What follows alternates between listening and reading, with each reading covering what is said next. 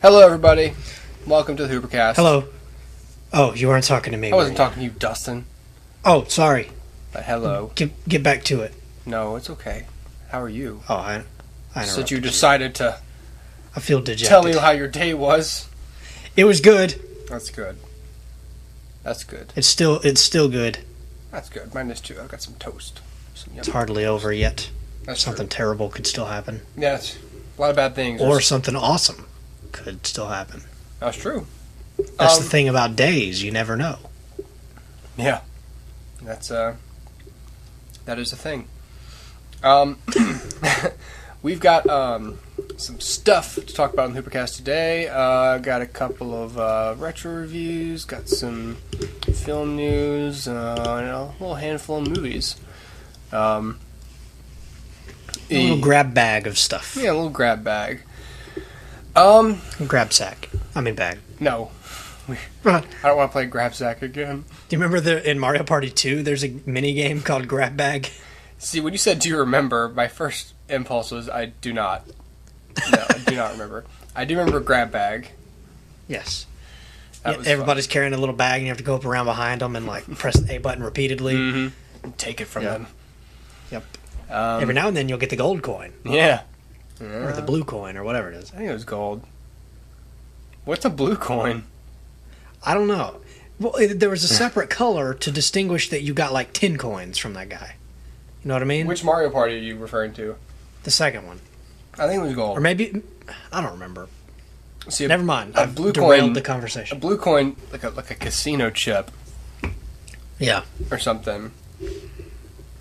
I don't know. I don't know what it was. Well, okay. Well, anyway. I saw a couple of movies. I guess I'll talk about one of them right off the bat here. It's short. I finally finished Lincoln. And it was my third time renting it. And I thought, if I don't finish it this time, I'm just going to quit. Mm-hmm. 'Cause it's a little slow, and it's very... Yeah, political and procedural, and it's like it's a political procedural film basically. There's crime procedural like shows like CSI, and there's legal procedurals like Boston Legal and The Practice and other stuff, and then there's this which is like a political procedural. We've talked about before on the podcast, I think. So I'll just say that. It was really well acted, and it's a really good piece of filmmaking. It's just a little bit slow. It's a little over my head, in a way. But I still knew pretty much what was going on. I had to kind of do that Wikipedia thing where you look up what a lame duck is, and just stuff they're talking about. Because I'm like, I don't understand, and then you have to read the plot synopsis. So But I don't know what I expected them to do otherwise, just dumb the film down and have Daniel Day-Lewis look straight at the camera and say, I want to free the slaves, but they won't let me. And have me go, okay. And then we keep watching the film. But he was, did he win the Oscar for this? Didn't he just win? Or was he just nominated? I feel like he just won. He was nominated, but I can't remember. I know he won in 2007. For There Will Be Blood. So I remember thinking, wow, he just won this thing, less than 10 years ago. I'm pretty sure he won. Yeah. For this film. Anyway, he's really good in it. He did win. Yeah, and so it's one of those things it's just a good film. He's got a crazy wife and making his life all difficult and stuff, but it's pretty cool. So anyway, that was Lincoln. Did you saw a movie, Dustin? It's a direct-to-video movie, so I don't know how much it counts. But that's a good start. Well, you gotta just get it out there. So basically, it's The Dark Knight Returns, which is a part of the DC animated universe. It was originally released in 2 parts. I bought the deluxe edition, where they put those 2 parts into one movie, so it's like a big thing. And I don't know. I mean, I've never really liked the book. I know every Batman fan ever will tell you it's the best Batman story ever written. But I had a hard time getting through it. I just disagree. I don't think... All right, so from the get-go, Frank Miller, I believe, wrote The Dark Knight Returns first, and then he wrote Batman Year One. Batman Year One is one of my favorite Batman stories ever. But The Dark Knight Returns, it just seems like he doesn't understand Batman at all. So to me, it just seems like he's, I don't know, too pessimistic. I don't know, whatever. But okay, so anyway, the movie itself, I mean, it's enjoyable. It's got some good voice acting, and it's, mature. At least they treat it with some, level of maturity rather than just like, really childish kind of stuff. So, for instance, people bleed, people die. It's mature in that way. But basically, I don't get a lot from this story. It's really kind of like sectioned off in the, okay, now here's the section where he's fighting Two-Face, and now here's the section where he's fighting the mutants, and now here's the section. So it doesn't actually really work as one movie. It works good in like comic book form. It doesn't work as well in a movie. But I don't know. I don't even really know what to say because I'm so biased because I don't like the book and I don't like Frank Miller, that I feel like anything I say is just going to come off as biased. But you didn't like The Dark Knight Returns, the book? No, I don't. In fact, I probably hate it. Really? Yeah, I find that it's completely not Batman. It has some cool moments, but to me, Frank Miller doesn't understand the essence of Batman. He fundamentally misconstrues everything in Batman's world, so that it is pessimistic, cynical, and completely downplaying the significance of the Batman, not just to Bruce but to Gotham in general. I just can't get behind it, and so likewise I couldn't really get behind the movie. It's not a terrible thing. I bought it for $5, so I guess I can't really complain too much. But right. But the point is,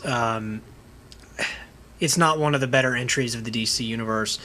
I think Batman Under the Red Hood is still my favorite Batman DC animated film. It was very good. To me, that more closely resembles the version of Batman in my head than anything Frank Miller comes up with. So anyway, I know that goes against the grain. I know as a Batman fan, especially as diehard as I am, you're supposed to like The Dark Knight Returns. But I can't. I just can't do it. And I will say it has some really cool moments, and like I said, I like the voice acting, but I don't know. I just can't. The story does nothing for me, so it's hard to recommend. This will be very useful in the future when people are tired of you positively reviewing Batman things. You'll say, wait a second, no, I didn't like The Dark Knight Returns. Exactly. But see, that's it's very telling to me because I'm one of those Batman fans who I can watch the Adam West show, I can watch Batman and Robin and enjoy myself. I mean, it's a completely different kind of enjoyment, but it's enjoyment. But The Dark Knight Returns, I just can't wrap my head around it. And a lot of it has to do with its depiction of Superman. It's completely out of character, and what happens in that? Because I have not read this story, so I don't even know what happens.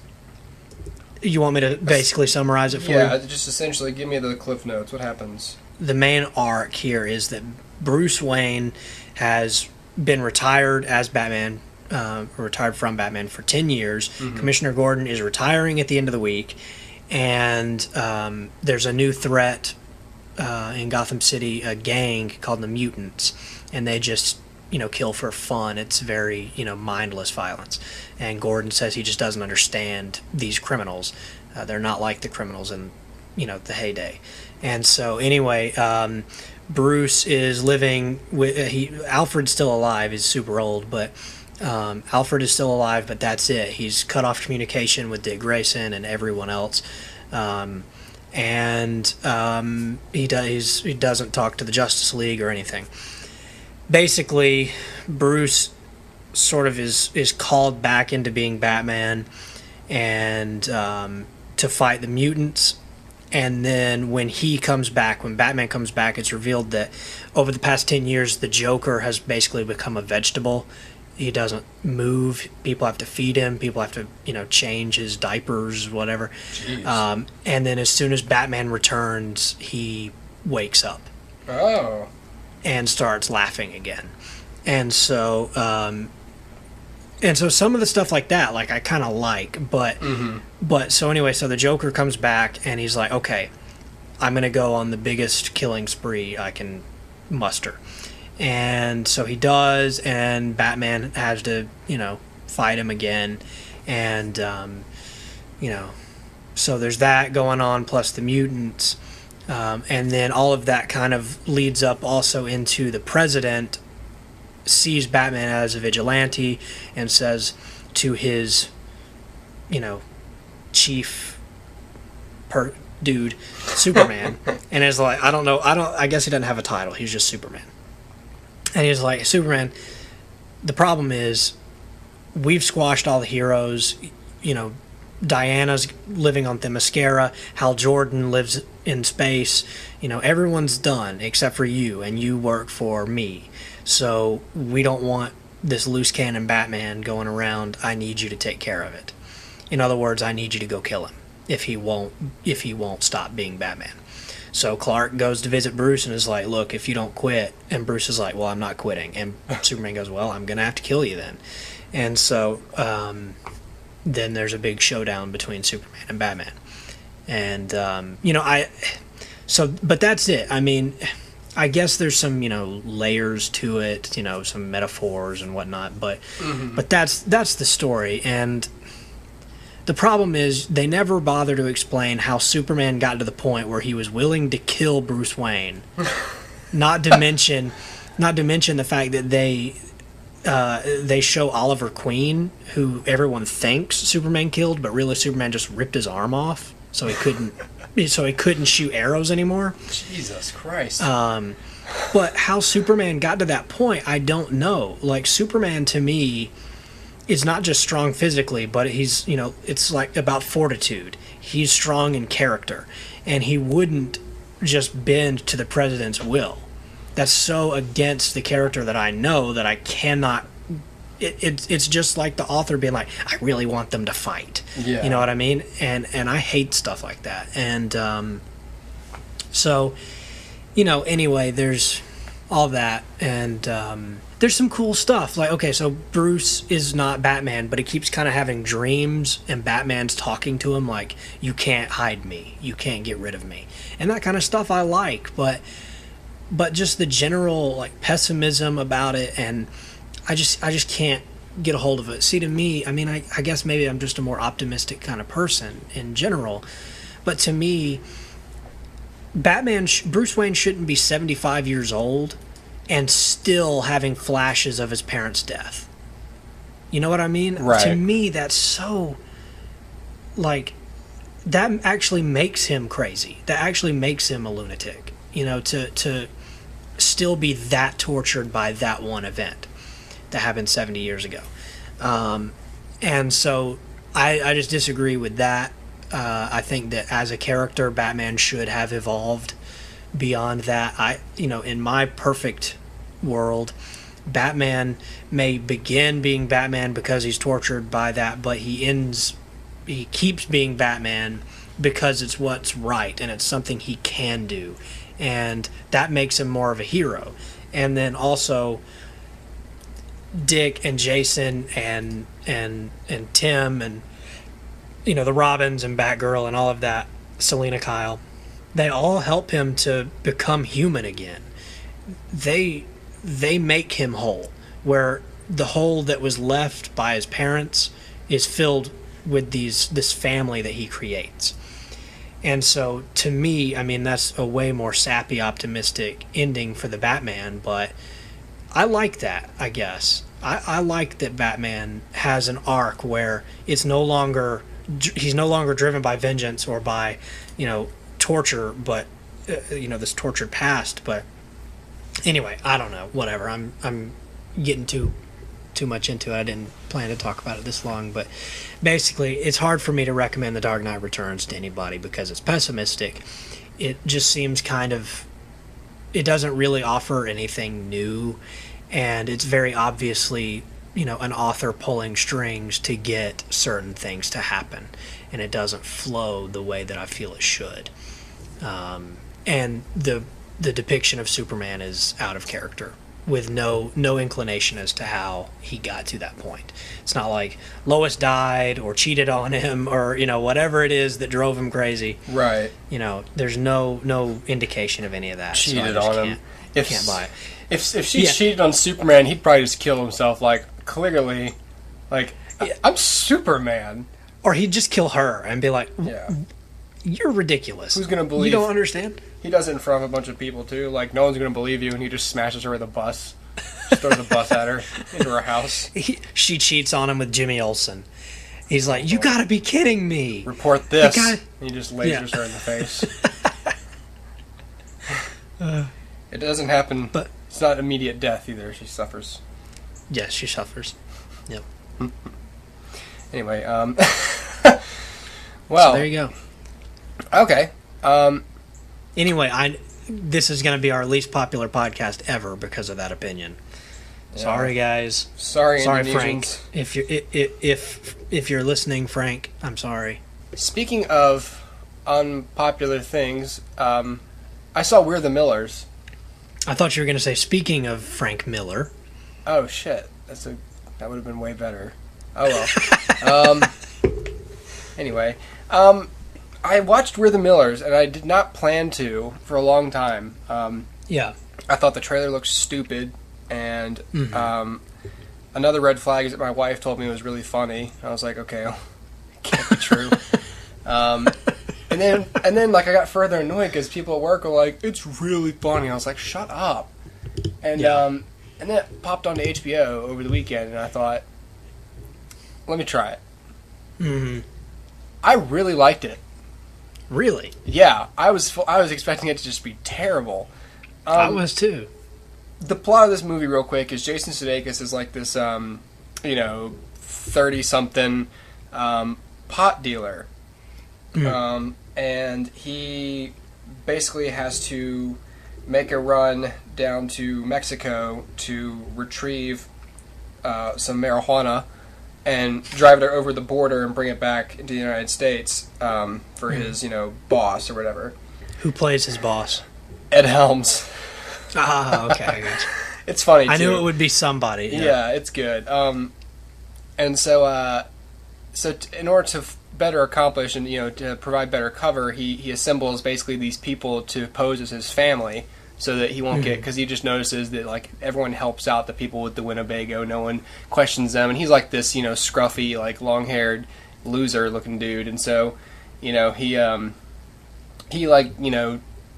shaves, gets a haircut or whatever, and then he's neighbors with Jennifer Aniston, who's a stripper, and so he offers. Everyone basically needs money. That's why they all agree to it. Like, so she needs, she's like been evicted or whatever. So he's like, I'll give you like $10,000 if you come with me and help me with this or whatever. And so she does it, and then they get this. They need 2 kids, and one of them's this kid who lives in the apartment, whose mom presumably abandoned him, but he's like this weird optimist, like naive kid. He's played by that Matt Damon looking kid, the Eustace from the Chronicles of Narnia. Oh, for real? He got really tall and guy? got a deeper voice. Oh, yeah, wow. So that's him. And he does I'll say this for that kid, I watched and I listened for it. Flawless American accent. He doesn't break it once. Yeah. Wow. Yeah, so he's in it, and so they get him. So he's like, okay, well, you're going to be my son. And then they get Emma Roberts, who's like this homeless girl. And so, they grab Winnebago and they go down there, and hijinks ensue. And it's really funny, and it's also a good. It also has kind of like a little bit of a heart, because but at the same time, it's not too sanctimonious. Like the whole time, they sort of realize that they, in some way, crave they're all benefiting from the family dynamic. From him being responsible for a car full of people, and then the kids having, parents who actually, people in their lives who care about them and whatever, but without going like, oh, and at the end they'll be a real family, like it doesn't end like that, but it ends with a similar kind of catharsis, like a similar like that's good kind of a thing. You get a sense that they will remain in each other's lives, maybe loosely to some degree, sure, at least a couple of them. So and there's a lot of funny one-liners. Nick Offerman's in it at one point. He plays, kind of like I love that guy. a little role. He's so funny. Everything he says is so funny. I know. I laugh at everything. Yeah, so he's really enjoyable in this movie. Everyone's funny. Jason Sudeikis is really great. Is his wife in the movie Megan Mullally? No, his wife is played by Anna Gasteyer. Okay. But yeah, it's funny. I would recommend it because it's worth watching. Okay, cool. Again, I thought it was going to be awful, and I was pleasantly surprised. This was a funny movie. Awesome. And just a good little, nice little soul to it. Oh, and Dustin, there's a scene in it that was made just for you. Really? Jennifer Aniston strips to, and the song she strips to is "Sweet Emotion" by Aerosmith. Oh, well, there you go. Yeah. So yeah. Nice. Anyway, that's We're the Millers. Okay. I did not expect a positive review on that. I didn't either. But yeah, definitely positive review. Cool. We need to come up with like a rating system. We do, yeah. Like, how are we gonna, like, I give it 2 hoops. Or 1, 2 hoops. Or 0 2 hoops. 1 hoops. Something. It was good. Anyway. Well, I understand that we have a couple of retro reviews from you, Dustin. Yeah, and they're pretty quick. Woo!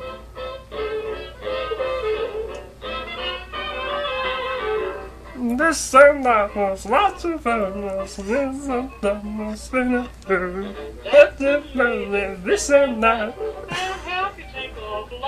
How many times have you listened to this song? Only on the podcast. But see, the thing about her is like, it's like Wait, hold on a second. One of those lyrics was "take off lots of fat." So yeah. Hang on, I want to see where this goes. Let me drag it along to like. This is some cool little solo. Yeah, take it away, Johnny. Oh, there's someone on like a fife. I don't know what that is. This is a swinging little tune. All right, sorry. It is. Hang on, I'm gonna cut this out, but let me see how it ends because I wonder if that could be like a good outro. I'm sorry. Take off your skin? That's what I heard. Anyway. Buffalo Bill.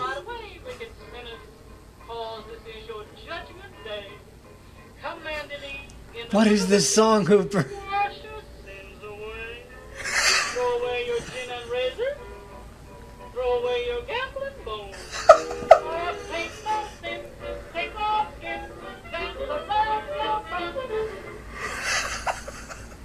What? Wash your sins away.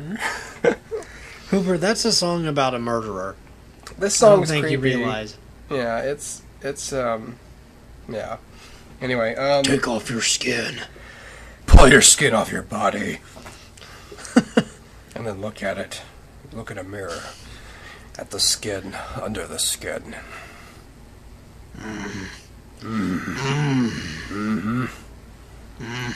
Anyway, so the retro review. Yes. Okay, so first off is The Rocketeer. Mm-hmm. Early Joe Johnston movie from what, 90 something, 91, 92, something like that. I don't know. I'm guessing.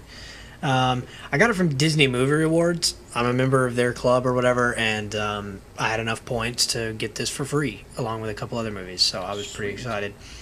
So yeah, The Rocketeer, it's a good movie. You can see that it was probably a little early for its time. It probably would have benefited from being made probably like in if the movie had come out in like 2000, it probably would have fared better than it did. It just feels like it was a little too early. It was way before the superhero kind of renaissance. So, it was good. Has a young Jennifer Connelly in it, and Timothy Dalton, and Alan Arkin is in it. It's a good movie. It's about a guy who finds a jetpack and inadvertently stops an evil plot to destroy Hollywood, and then thus America. And so anyway, but it's a pretty cool little superhero flick. Like I said, it's before its time, ahead of its time, whatever. It's good. I mean, it doesn't do anything revolutionary, but it's good. And I guess if I was going to give it out of 10 hoops, maybe like 7 hoops. 7 hoops. 6 or 7 hoops. How about 7 hoops? Because it was good. I had a good time with it. And then the second film is way older. It's from 1953. It's called The Robe. According to Netflix, this is the first CinemaScope film, but I'm not 100% sure if that's true. I mean, I guess it is. Netflix says it, so maybe. So this is the story of a Roman soldier who is tasked with the crucifixion of Christ, and as Christ dies on the cross, he is one of the men that gambles for Jesus' clothing. And he ends up with the robe that Jesus wore or was wearing earlier that day, and then after that whole event happens, he is sort of changed and he starts feeling things that he didn't before. And so he assumes that the robe that he touched was bewitched. So he goes to try to find the robe which he had lost, and on the way encounters people who had seen and had been a part of Jesus' life prior to that. A couple of disciples and some people who were healed by him, and so over the course of the movie, he slowly begins to warm up to the early Christian church and protect the early church from the Roman, from the Caesar's regime of let's go kill them all. And so then he has to sort of defy his own empire and learn what it means to be a Christian, I guess. It's an old movie, so it can be a little slow, but it's a good movie, and it has a nice little story to it. It's not incredibly. I mean, it's a thin story. It's not anything revolutionary. It's a guy does a thing and starts feeling things, and but it's good, and I had a good time with it. I really miss the days when Hollywood used to make movies like this, where this is a big production with huge, enormous sets and huge paintings of Rome, and you know what I mean, because CG wasn't a thing, and so just this huge production, and and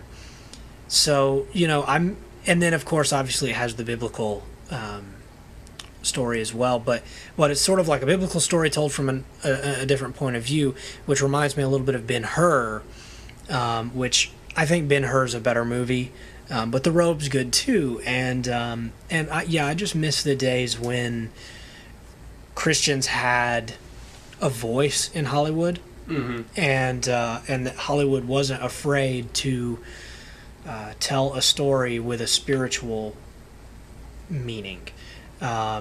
So that sort of crosses all boundaries too, because when's the last time a movie came out from Hollywood that had any spirituality to it, not just Christian, but any? those days are kind of gone, and it's not too many. I think, yeah, it's just a handful. The last one I could think of was probably The Way. Yeah. But even then that was independent. That wasn't even a wide release. Right. Yeah. That was the one with Martin Sheen, right? Yeah. Yeah, that's what I thought. Yeah, no. So I just kind of miss the days when that was a thing, and I'm fatigued of movies like that now would be pigeonholed into this small budget kind of nobody wants to work on it movie, and so you get small sets and miniatures and goofy looking Party City costumes, and you know what I mean, and I think that's a shame. I'm ready for something big on a grand scale. I thought Noah would be that. It wasn't really. Now I'm hoping that Exodus, which is Ridley Scott's next film, which stars Christian Bale as Moses, I'm hoping that will be sort of a throwback to the days of Hollywood epics. But when you think back, Hollywood went on this string of between Ben-Hur and the Ten Commandments and Samson and Delilah and the Robe and all of these biblical movies.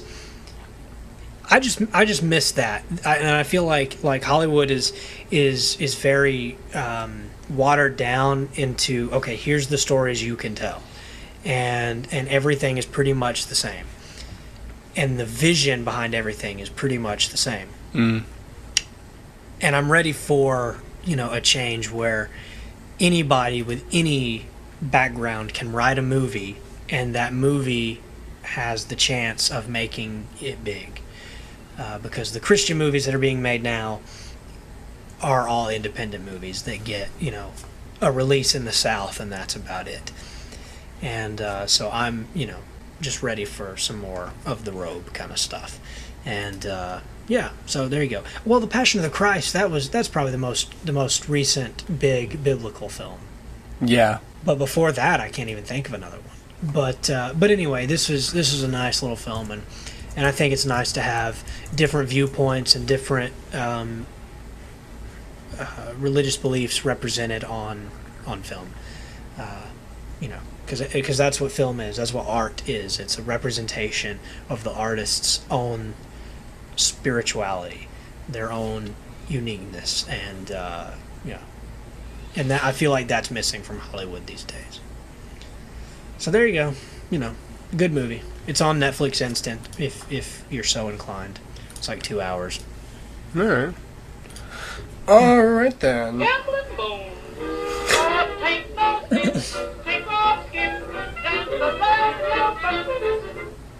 Okay, that was retro reviews.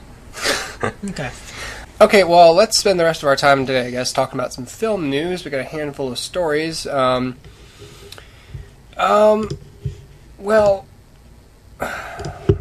one of these. Okay, let's talk about Bryan Cranston. Okay. He was doing some interview with somebody recently. CNN. It was CNN. Okay. And I believe what he said was "never say never" to more Breaking Bad. Yeah, more or less. Okay.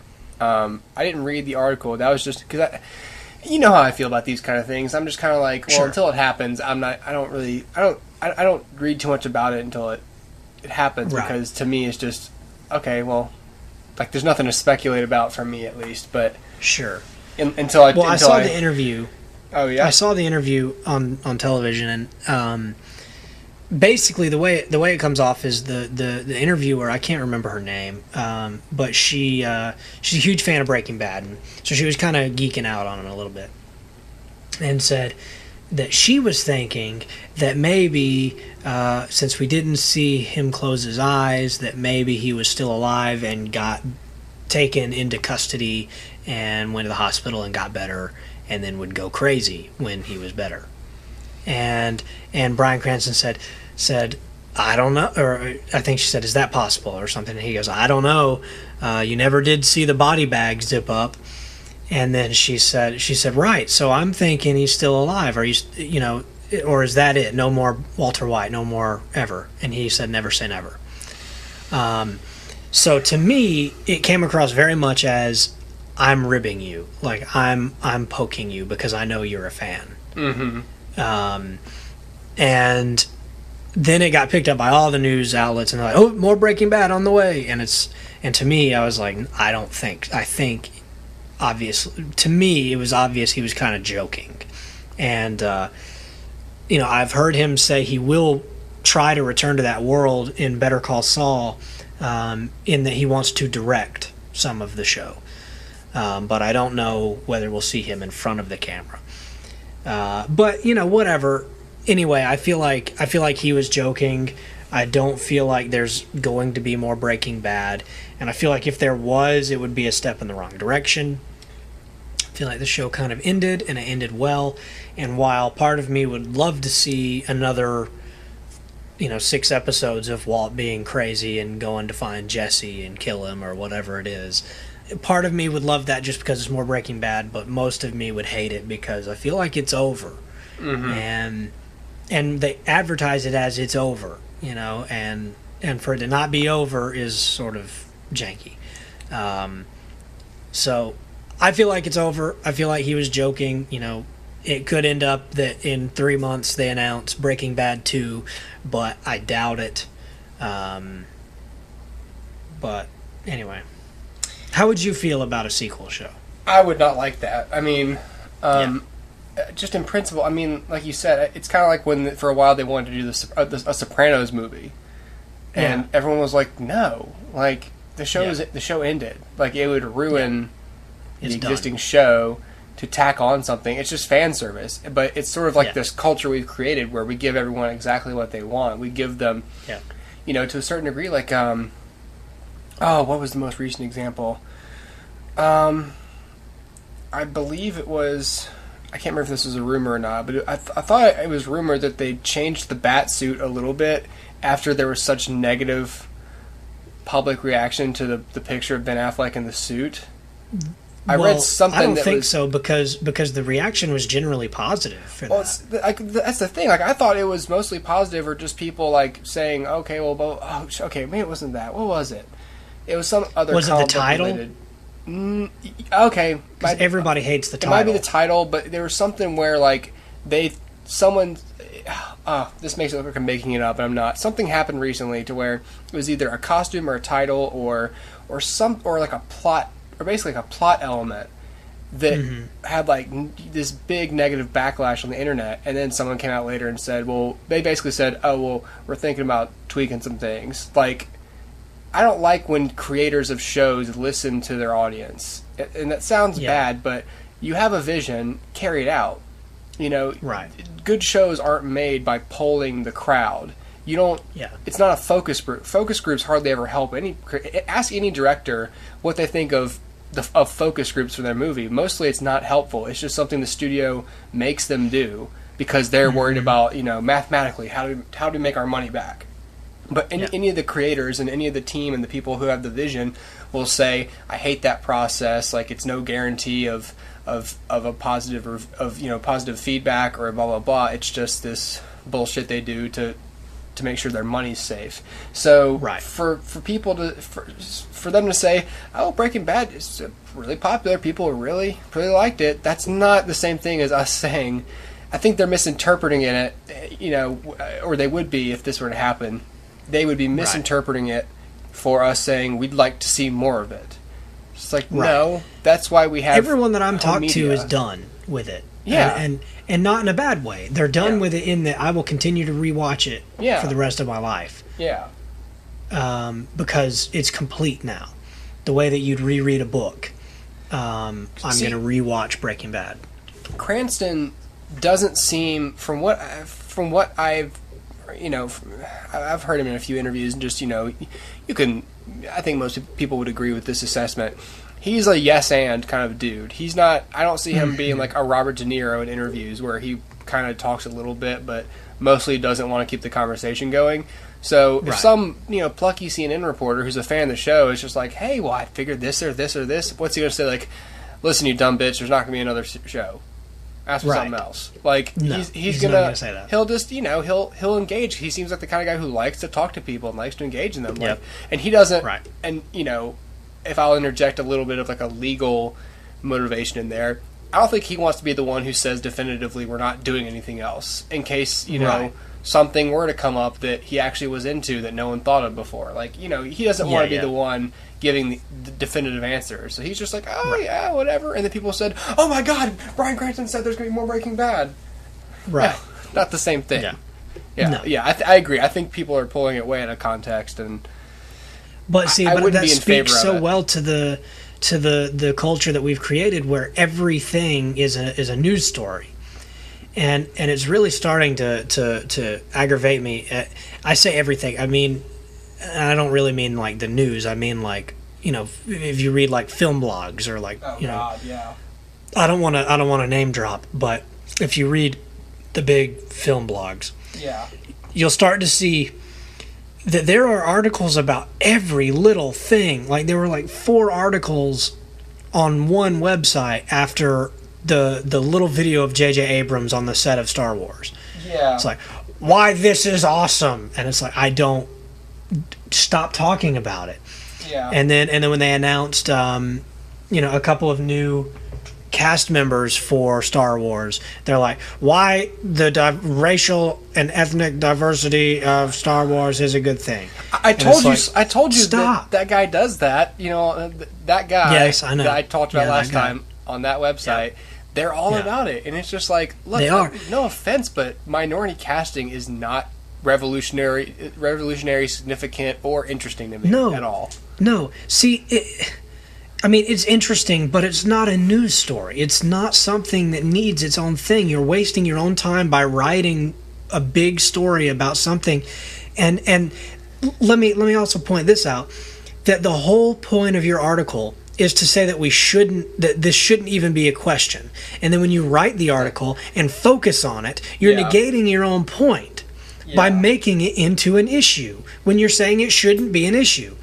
It's ridiculous. It's masturbatory because they want to say, look what a good person I am, that I'm in favor of minority casting. Like, right. I'm such a good person, and look at me being a good person. That plus they get clicks. Yeah. Whoever has the most stories about Star Wars is going to win in clicks. And so that's the thing, and I hate that junk. So, of course, every blog on the planet posts something about Bryan Cranston says there may be more Breaking Bad, because they all want that click for people who are going to just click and say, oh, there's going to be more Breaking Bad? And that's not, they're taking it out of context. And then people just read the headline and then start talking about how there's going to be more Breaking Bad when there isn't. And so that's the culture that we've created of internet. And I remember this was probably like yesterday. Yesterday, I guess. Mark Hamill was saying something about the culture that we've created around Star Wars is bound to disappoint people when they see the film. Yeah. He said, if you think about the first film, nobody was expecting anything and everyone liked it. Then there was a lot of expectation for the next 2, but there was no internet to sort of fuel it.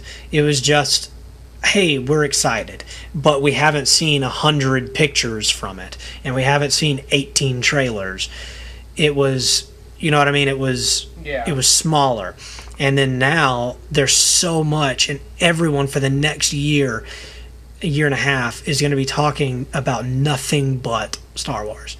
Yeah. And by the time it comes out, everyone's going to be sick of hearing about it. See, yeah, part of it is, or they're going to have built it up into something it isn't. It's this big rat race of, like, half the time, well, maybe not, but I would like to think that there's people within those film websites who are probably like, look, this isn't like, at least I would want to at least know that they would privately acknowledge the stupidity of some of these stories, but I would feel like I'd at least feel good about that because then I didn't know, at least, like, hey, like, we both know this is stupid, but it's like a big, like, well, Pajiba's going to post this, so we got to post it too, because if people are going to read it somewhere, and if they're going to read it, we want them to read it on our site, so we'll post it because everyone else is posting it. And that's terrible news reporting. Like, you don't do that. You report news stories that people care about and that are informative, you know, but you don't just post stuff because the competition's going to do the same thing. Like, you know, because eventually if you have a standard for the stories you put out, people will tire of the competition because they don't want to read their stories because they're nothing, but they'll want to read yours because every single one of them matters and is worth reading. You know, the more exclusive, the more, you know, the more enticing it can be. But if everyone's going to put out the same story, then, you know, whatever. It's like a big race for clicks. And with the whole Star Wars thing, like I used to, especially in high school, I was a big like worrywart. Like I still overanalyze lots of things, but I learned at a certain point not really to worry too much about stuff that either was not going to happen for a specific amount of time, such as a movie coming out. You know, me reading about the Avengers all the time isn't going to make it come out sooner. It's going to come out next year, and I can't change it. You know, and so for me, it's just like, I'd rather, we did just fine before seeing billions of set photos. Like you said, like a lot of people didn't know the look of the next Star Wars film, like, you know, the Empire Strikes Back, until, I don't even think they had, did they even have trailers back then? Yeah, they did. But it was like, it was in the theater. Like, you didn't see, I mean, obviously you didn't see them online or anything. Like, you didn't see them anywhere but the theater. Yeah, and you saw it the one time, and you could only describe it to other people or talk about it with other people who had seen it, but you can't do a screen grab and say, what's that thing? Oh, it looks like he's holding his arm there. Does his hand get cut off? You know, there's no, you can't speculate. And then the next thing you get is the poster of the film while you're in line buying tickets for it. Yeah. And so everything is new. And yeah, we're giving people too much. And I know for a while J.J. Abrams was really trying to lock that down and not show people so much, but the only way he was unable to do it unless he just straight up lied to you. Khan's not going to be in the movie. Oh, Khan's in the movie. I didn't know what else to say because I couldn't conceal it. So if J.J. Abrams can't conceal, you know, plot details or photos of what things look like, it is impossible. Yes. In a general wide release. Yeah. So. Well, but it's impossible anyway, just because if you're filming on location, I mean, there's gonna be people who are seeing it, and they're either gonna describe it or now, since everyone has a camera in their pocket at all times, they're just gonna take pictures of it and sell them to TMZ and get, you know, $25. And then that way TMZ can get all the clicks they want. And then all the film blogs will link to the post from TMZ. And then, hey, look at this creature. Isn't this a cool creature? I think it's similar to the creature from episode 6. And it's like, shut up. Yeah, like, I was... And not to disparage, like, I mean, we have friends who post, you know, news and stuff like that. But it's just, I don't click on them because at the end of the day, it ends up being nothing. Except people saying, well, what do you think? Well, what do you think? And that's kind of what we do in a way, but at least, like, for us, I don't think we do it that often, and we don't do it about every single little tidbit, you know? Exactly. We do it if there's a conversation to be had, not like, what do you think? Like, I don't know, and, you know, pontificate about anything. No, exactly. And I mean, here's the thing.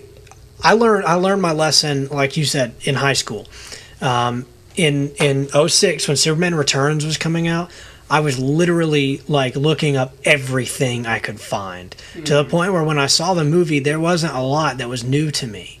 Yeah. There was some, but I knew a lot of the scenes that were going to happen. And so it sucks and to have the movie, A, spoiled for you, and B, to be so obsessed by it that... And ultimately, it amounts to nothing.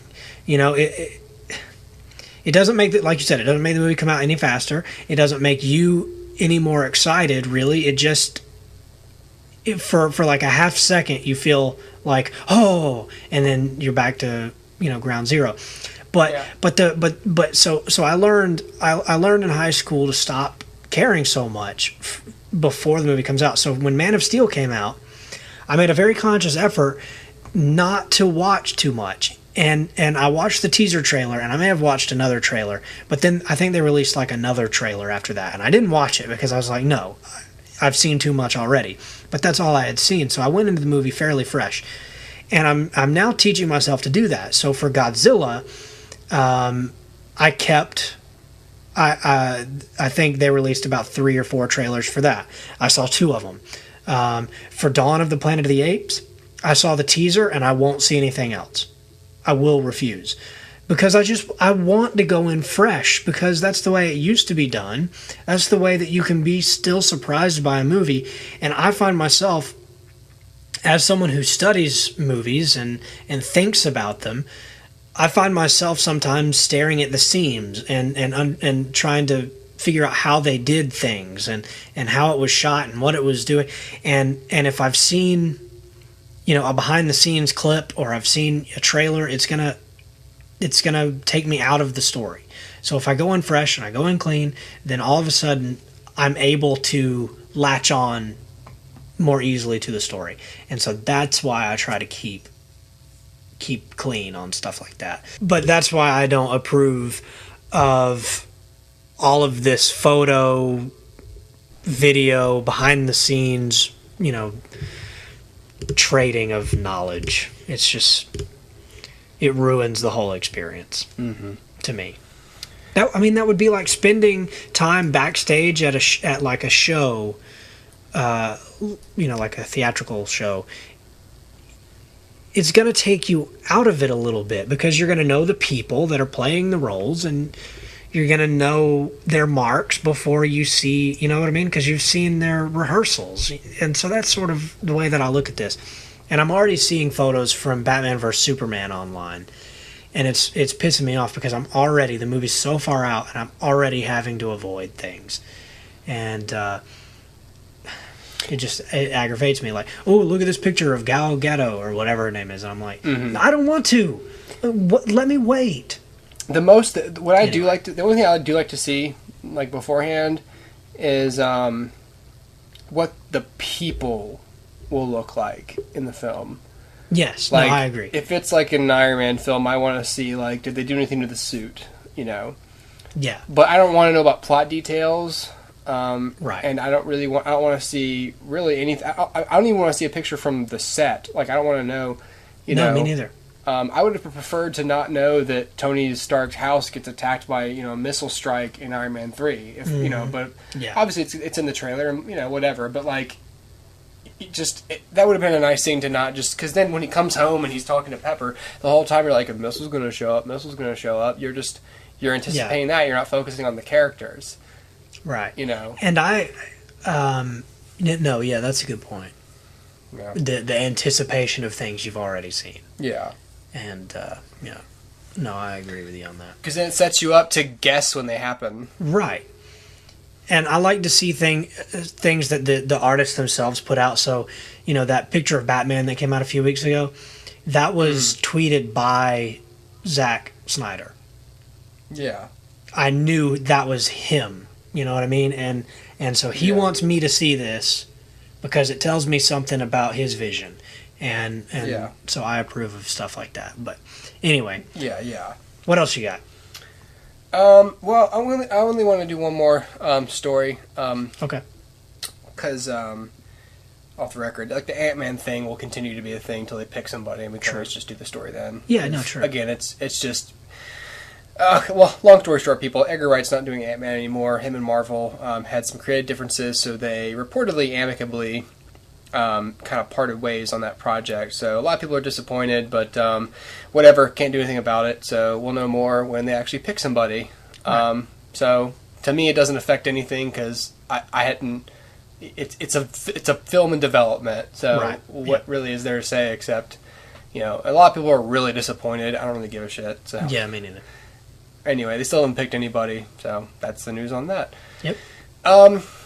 There has been a recent study saying that online streaming of movies and TV shows will kind of eclipse like home media or physical home media revenue by 2016. I think the actual article said 2018.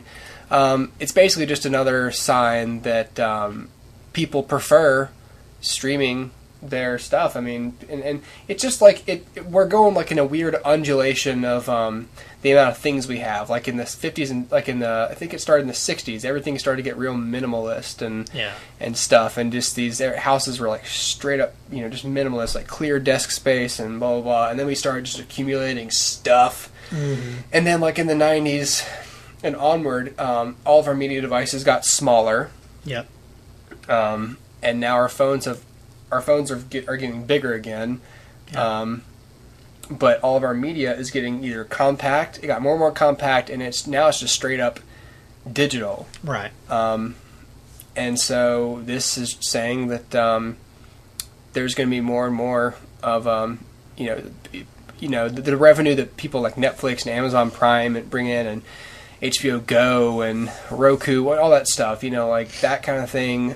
All the money from there will be way more than stores and studios and whoever are making from people buying like a box set. And see, to me, like the biggest thing that physical media has over streaming is special features. Well, yeah. But I mean, that won't cross over into digital until digital goes away until physical goes away completely. Well, but iTunes already has a thing called like iTunes Plus or something. When you buy a movie on there, you can get special features.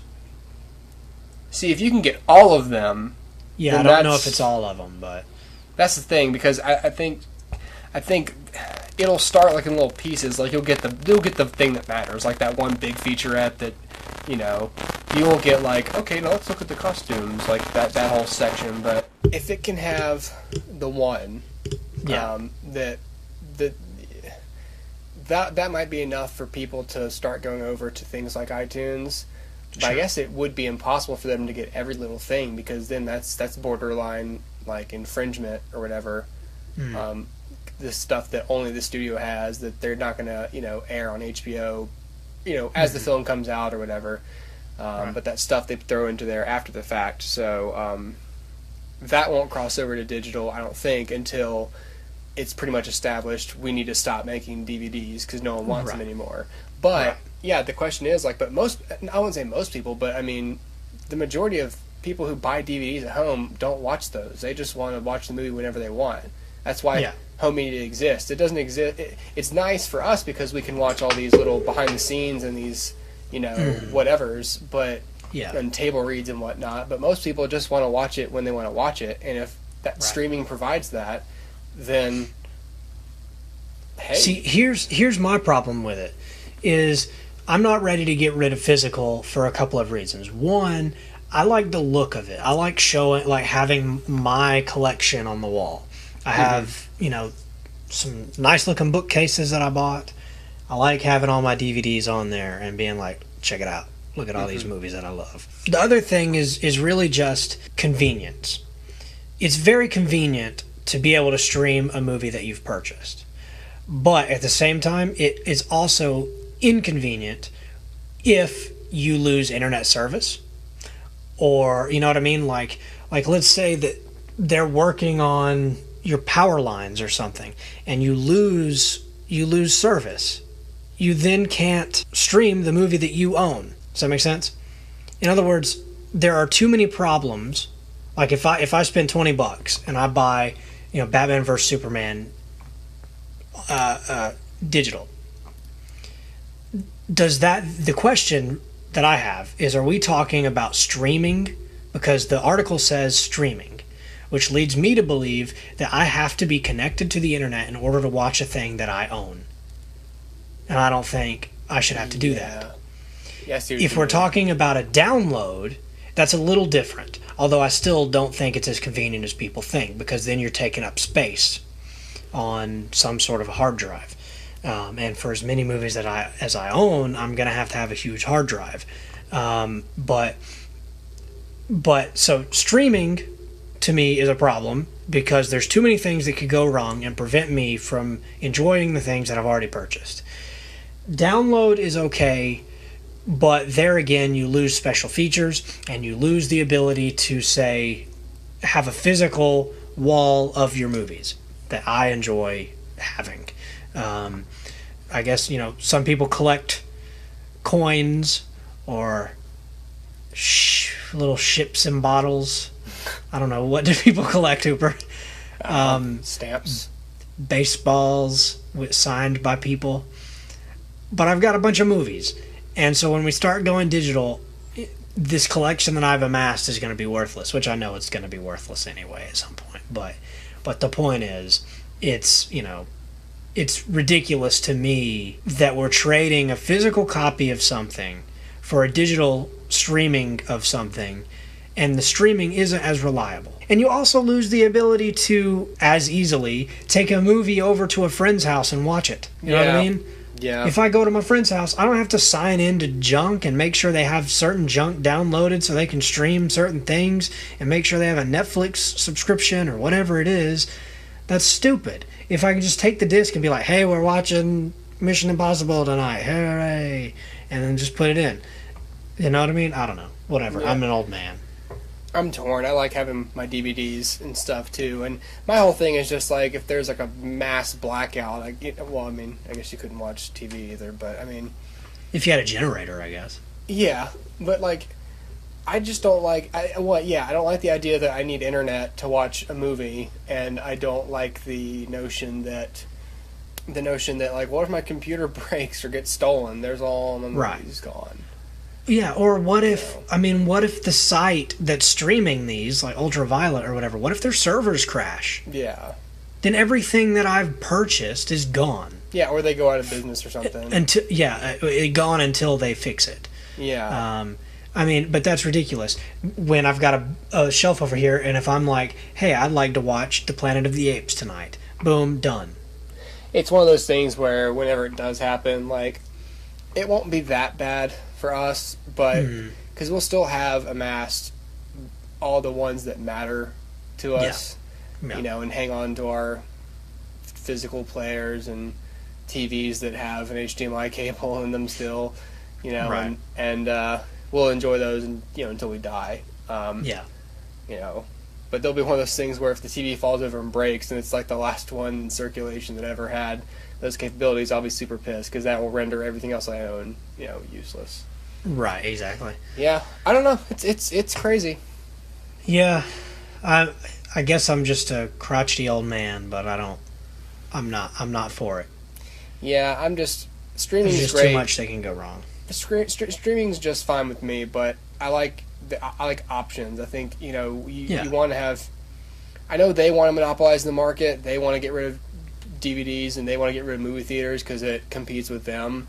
But I think competition's healthy, and their argument would say, well, there's plenty of streaming services will compete with each other. Yeah, but your one form of media isn't that great either. You all offer the same thing. Essentially, I still want a few things remaining in the game. Right. And by the way, if we go just streaming, it'll still be easy. It'll be even easier to pirate stuff. And it'll put a lot of things out of business. Yeah. Like movie stops and it's going to take a hit on Best Buy and even Walmart. Maybe not Walmart, but you know what I mean. There's a big chunk of Best Buy's profits come from movie sales. It's going to be gone. And they're already hurting. But I don't know. It's, to me, the other thing is I'll be watching a movie like I was watching The Robe last night on Netflix. And it's great. It's in high definition. But then sometimes the video quality fluctuates. Mm-hmm. And it may do it once during the entire film, but it's a little frustrating. Whereas if I had that on Blu-ray and put it in, I would have no problems. There would be no lag. There would be no sync issues. There would be nothing. No quality drops or anything. And even if for whatever reason my internet service went out, I'd still be okay. I'd still be watching my movie. So, anyway, whatever. Well, that's all the time we got for this episode of HooperCast. Stay tuned next time for more stuff and other stuff too. Yeah. Woo! All right. Goodbye, Dustin. Goodbye, Hooper.